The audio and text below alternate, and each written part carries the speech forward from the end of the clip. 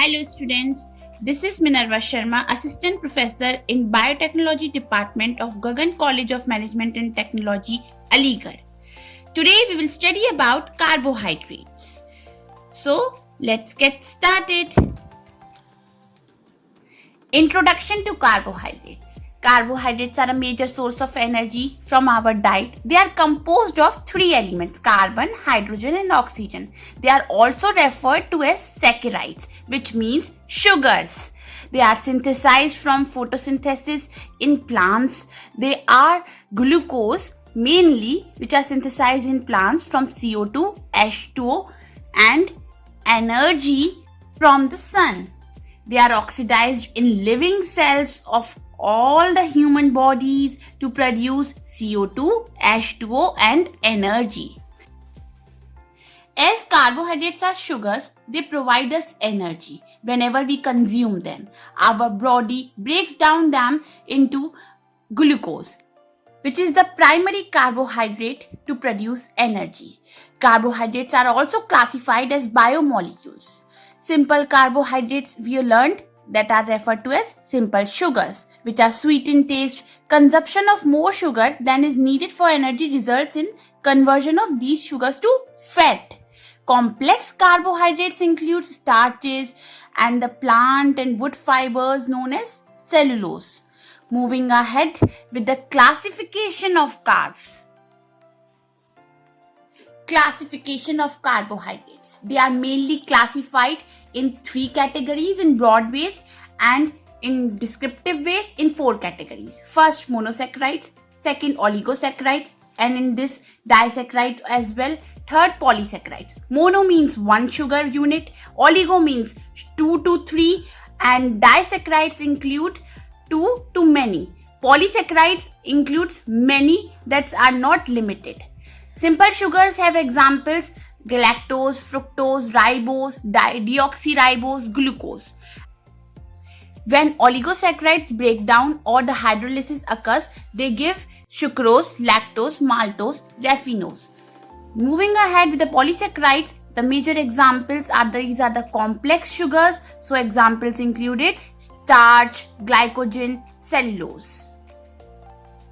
Now talking about the definitions of all the classifying categories of carbohydrates, monosaccharides are the simplest carbohydrates. They cannot be broken down to smaller carbohydrates. When we talk about disaccharides, they are made up of two monosaccharide units which are then splitted and form table sugars, such as example sucrose, and then the sucrose is broken down into glucose and fructose, which are monosaccharides, and sucrose is a disaccharide. When we talk about oligosaccharides, they contain anywhere from 3 to 9 monosaccharide units. ABO blood groups are oligosaccharides examples, as they contain the antigens on their surface having the sugar. Polysaccharides are large molecules containing 10 or more monosaccharide units. Carbohydrate units are connected in one continuous chain, or the chain can be branched as well. Now discussing the characteristics of monosaccharides. These are simple single sugar which requires no digestion, quickly absorbed from intestine to blood and carried to the liver. In liver, they are converted into the glycogen and then they are stored. Now, as we know, monosaccharides include fructose, glucose, galactose. Here we are discussing the sources from where we get these. Fructose, fruit, honey, then cereals, dessert. Galactose we get from milk sugar. Disaccharides consist of two monosaccharide units joined together. They can be split into two monosaccharides. These examples are maltose, lactose, sucrose. As the disaccharide lactose is made up of two units of monosaccharide, glucose plus galactose. Lactose is less soluble, less sweet than sucrose. Maltose is made up of glucose plus glucose. Starch when breaks down into maltose, and then it's maltose which breaks down into glucose and absorbs in our body. Sugar alcohols such as sorbitols used in candies and beverages available in the market. Now talking about oligosaccharides. These are type of carbohydrates formed when 3 to 10 simple sugars are linked together. Small amounts occur naturally in many plants. Oligosaccharides can have many functions including cell recognition to cell binding. For example, glycolipids have an important role in the immune response. Example, maltodextrins. Now, ABO blood types are the major examples of the oligosaccharides as they contain the chemical markers on their surface antigen. Now, talking about the last and the large category of carbohydrates. Polysaccharides are large molecules of monosaccharides that are connected to each other through their anomeric carbons. There are majorly two types of polysaccharides, storage polysaccharides and structural polysaccharides. Storage polysaccharides include starch, glycogen and amylopectin. Structural include chitin, cellulose. Now, polysaccharides include starch, glycogen, fibers, starch, cereals, legumes, tubers. These all provide such as starch. Glycogen mainly we get from animal food stored in the liver and muscles. Fiber include plant food, vegetable, fruits, grains. Fibers is not digested by the humans as we are not contain the enzyme cellulase. Other examples include hemicellulose, pectins, gums, lignin. Now, moving ahead. Glycogen, well-known example of storage polysaccharides found in animals and stored in the liver and muscles. And when glucose is needed, glycogen is hydrolyzed in the liver to glucose in our body. Next, moving on to, as you can see in the image, it is stored in the muscle in the form of glucose. This glycogen is similar to amylopectin but is more highly branched.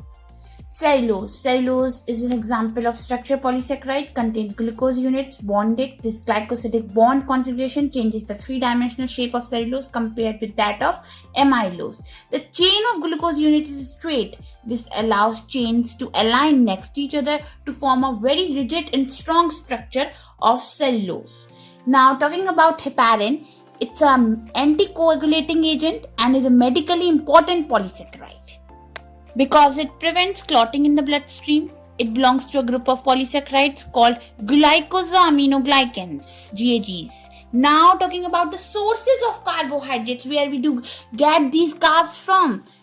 Sugar, example we get from honey, fruit, soft drinks, milk, sugar, and then starch, cereals, pasta, flour, bread, potatoes. These are other sources of carbohydrates.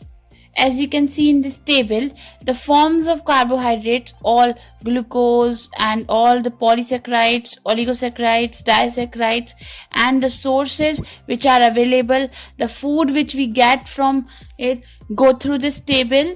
And for learning the sources of carbohydrates, where we get these carbs from, now talking about the functions of carbs. Foremost, they are important as we learned for the energy supply to our brain cells and all other body cells, spare protein, synthesis of substances for non-essential amino acids, glycoproteins, glycolipids. It promotes complete lipid metabolism, provides bulk fibers in the diet. Now, talking about the digestion and absorption of carbohydrates. Process of breaking down of food into the simpler compounds. Digestion of carbs, as we can see in the image. Digestion in the mouth, then to the stomach, and then to the small intestine. Easily they get digested. And when we talk about the recommended dietary allowance, RDA, that's 4 calories per gram for carbs. Now talking about the action of pancreatic amylase and intestinal enzymes. As you can see in the image, starch gets broken into maltose and isomaltose with the help of the enzyme pancreatic amylase. Maltose with the help of maltase, isomaltose with the help of isomaltase, and then dextrin with the help of dextrinase, then sucrose with the sucrase, lactose with the lactase. Now talking to undigested carbohydrates. Certain carbohydrates like cellulose are undigested by the humans due to lack of the enzyme cellulase, but it provides fibers for absorption of water into the large intestine, expands the muscle walls, triggers the muscle contractions for digestion, and cures all the constipation problems as well. Now, what happens if low intake of carbs occur. Complications such as heart arrhythmias, cardiac contractile function impairment, sudden death, osteoporosis, kidney damage, increased cancer risk, impairment of physical activity, lipid abnormalities can all be linked to long-term restrictions of carbohydrates in the diet. So one should never avoid carbs. One does not simply resist carbohydrates and always take a required amount in your diet, and you will be a healthy person. I hope this video will be helpful for you. Thank you for patient listening. Happy learning.